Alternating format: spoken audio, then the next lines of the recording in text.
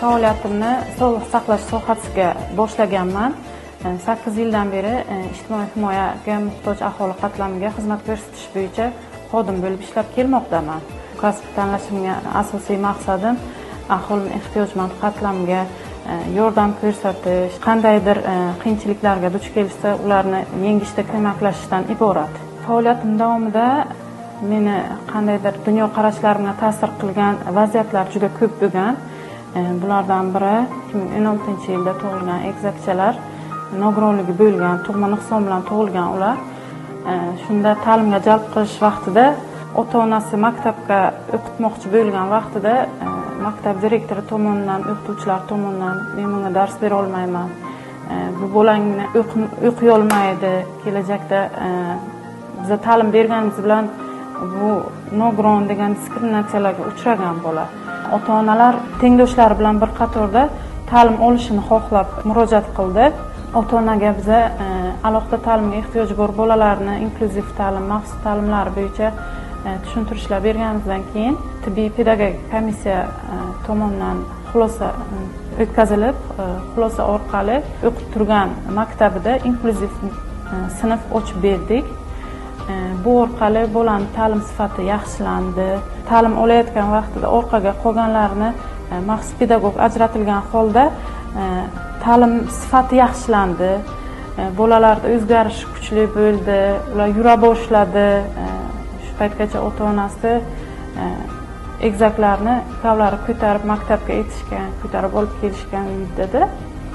Hozirda shuna yurib boshladi asta-sekin birovning ko'magi bilan.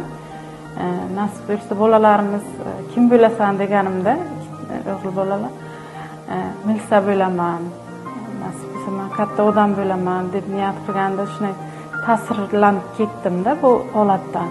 Va shunda men ana shu kasbni tanlaganimdan faxrlanib ketdim.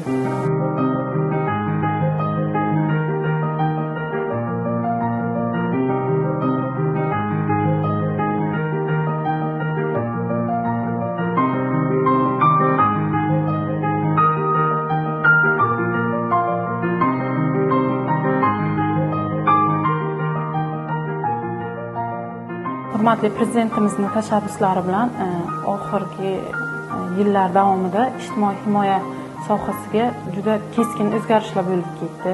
Bunga misol shu ijtimoiy himoya milliy agentligini Prezident huzurida tashkil etilganligi, undan tashqari barcha tizimlar shaffof, raqamlashtirilganligini misol keltirishim mumkin.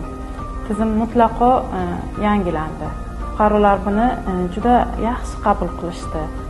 Meni ishdagi mas'uliyatim juda katta. Bir oilani taqdiri bilan ishlaymiz. Unda bir xatolikka yo'l qo'ysak, ushbu oilani qandaydir to'siqlarga uchrashiga sababchi bo'lib qolamiz. Oila bilan ishni bir maromda olib borishimga ko'pincha xo'jayinim yordam beradilar. Xo'jayinimni davlat xizmatida ishlaganliklari menga juda qo'l keladi. Qaysidir sohada agar qiyinchilikka duch kelsam, maslahat beradilar.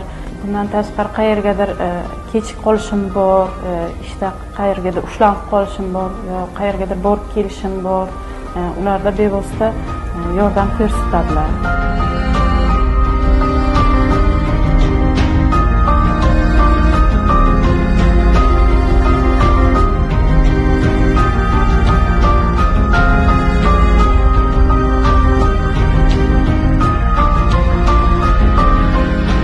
Har qanday muvaffaqiyatli ayolning orqasida kuchli oilasi turadi, uni qo'llab-quvvatlovchi oilasi turadi.